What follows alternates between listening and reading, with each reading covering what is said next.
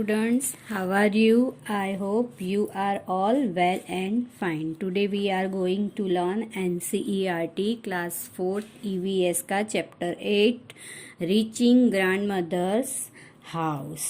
तो let us talk about previous chapter में हमने देखा 6 और 7 दोनों चैप्टर में कि भाई वो कहाँ से अहमदाबाद से उसने स्टार्ट की थी और कोटियम्मा तक उसने स्टॉप की, पर अभी भी उसकी जर्नी स्टॉप नहीं हुई है।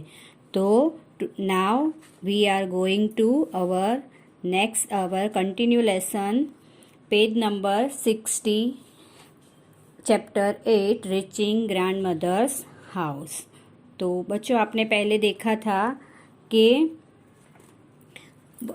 ट्रेन अभी कहाँ पहुँची है? कोटियम्मा। और कोटियम्मा में कौन रहता है? ओमाना की मौसी। तो अब आगे की जर्नी देखते हैं।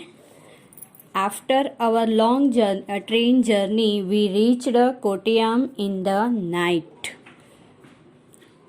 तो बहुत लंबी यात्रा के बाद ओमाना पहुंची है कोटियम।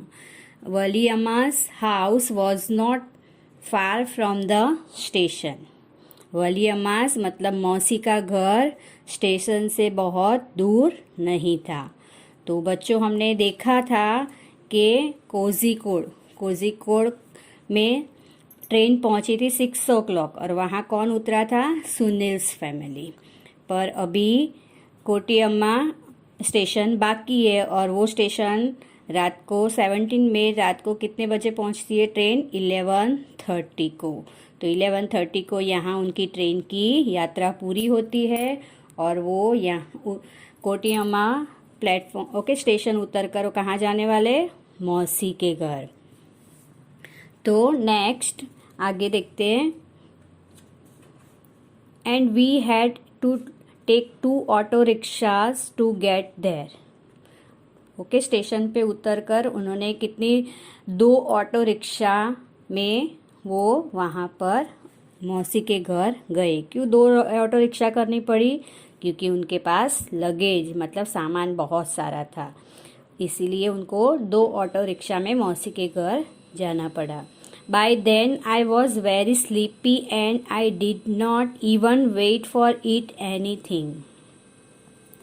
तो जब हम मौसी के घर पहुँचे तब मेरे को तो बहुत नींद आ रही थी और अब मेरे को कुछ खाने का भी मन नहीं हो रहा था। आई टुक अ बाथ एंड स्लेप। सीधा मौसी के घर पहुँच के उसने स्नान कर लिया, नहा लिया और तुरंत ही सो गई।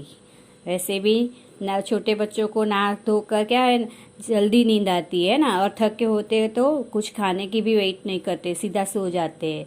तो ओमाना भी सो गई। I thought I had just fallen asleep when अम्मा वॉक अप मी अगेन।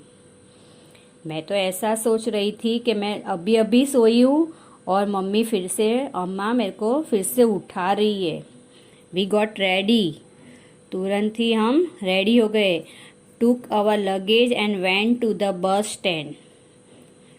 तुरंत ही अपना सामान ले लिया रेडी होकर, फिर हम कहाँ पर गए थे? Bus stand. वलियम्मा's family also came with us. मौसी का जो परिवार था वो भी हमारे साथ आया था। We were 10 people and had a lot of luggage to.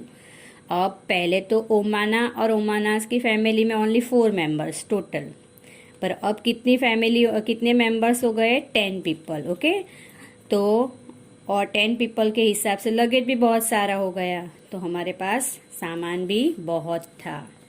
Now page number 61। The bus conductor came and Appa bought tickets for all of us. तो आपने देखा रेलवे स्टेशन पे भी टिकट विंडो होती है, वहाँ से टिकट परचेस करते हैं, पर बस में क्या होता है? कंडक्टर होता है और वो हमें टिकट देता है। तो जैसे हम बस में बैठ गए तो बस कंडक्टर हमारे पापा के पास आया, तो पापा ने सबके लिए टिकट खरीद लिया था। We managed to get seat. बस तो ऐसे क्राउडेड थी, भरी थी, तो भी हमने मैनेज कर लिया और सीट अपनी अपनी ढूंढ ली। ले ली। As we it went along the bus got very crowded. जैसे जैसे बस आगे जा रही थी बस पूरी भर गई थी। People were sharing the seat. तो भी पीपल क्या कर रहे थे, क्वारलिंग नहीं कर रहे थे कि मैं यहाँ बैठा हूँ, यहाँ आप नहीं बैठ सकते हो। वो लोग अपनी सीट शेयर कर रहे थे। थोड़ी सी भी जगह में जो खड़े हुए हैं पैसेंजर, उनको बैठने के लिए जगह देते थे। उसको बच्चों शेयरिंग बोलते हैं। We also had to share our seat.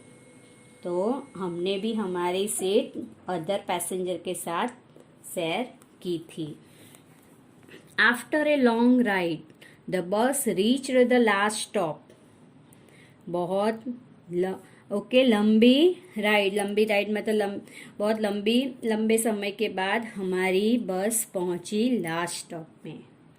मतलब यहाँ पे भी उसकी जर्नी ऑलमोस्ट 6 या 7 आवर्स रही होगी, इसीलिए उसने लॉन्ग राइड लिखा है।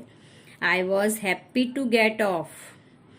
मैं बहुत खुश हो गई थी कि चलो अब हमारा स्टेशन आ गया है और हम नीचे उतर जाएंगे।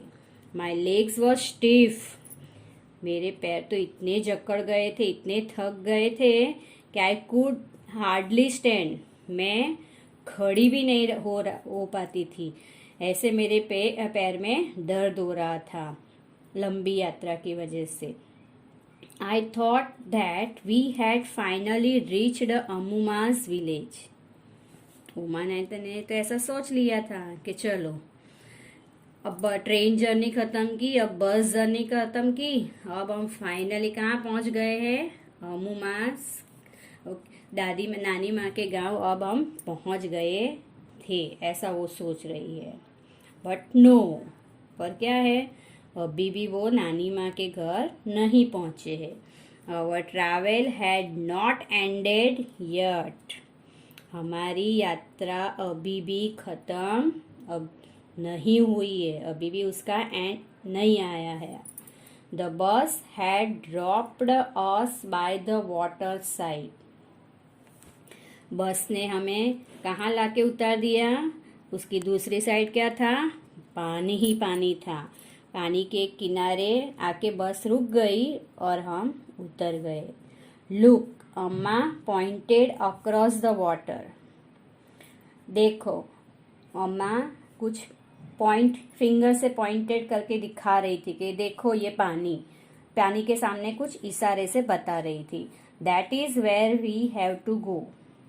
वो ओके फिंगर के इशारे से बता रही थी कि उस जगह पानी के उस किनारे पे जो आइलैंड जैसा टापू जैसा है वहां पे हमको जाना है। दूर से हमें प्लेस मम्मा दिखा रही थी। But how will get there I wondered. तो मैंने सोचा कि यहाँ तो सारा पानी ही पानी है, हम ये रिवर को कैसे, ये जो पानी है वो पानी को कैसे क्रॉस करेंगे। आई वॉन्डर्ड, मेरे को बहुत सरप्राइज था। तो बच्चों वो सरप्राइज होके सोचने लगी कि अब तक ट्रेन की यात्रा की, बस की यात्रा की, अब कौन सी यात्रा करनी है, पानी में भी यात्रा करनी है, उसको वाटर जर्नी भी करनी है। तो वो सोच ही रही है कि अब कैसे जाएंगे, क्या करेंगे। तो वो हम देखेंगे, हमारी वाटर जर्नी स्टार्ट करेंगे हम पार्ट 2 में। तो ये 2 लेसन से आपको समझ में आ गया होगा कि लैंड ट्रैवल्स करना है तो ट्रेन, बस, है ना। और अगर आपको स्काई ट्रैवलिंग करना है तो एरोप्लेन यूज़ करते हैं। तो थोड़ा आपने भी सोच लिया होगा कि अब रिवर जर्नी करनी है तो आगे भी आपने देखा था बोट यूज़ होती है। तो देखते हैं अब ओमाना ये जर्नी के लिए क्या यूज़ करती है। तब तक आप भी गेस करो कि ओमाना किस में यात्रा करेगी। Goodbye, thank you.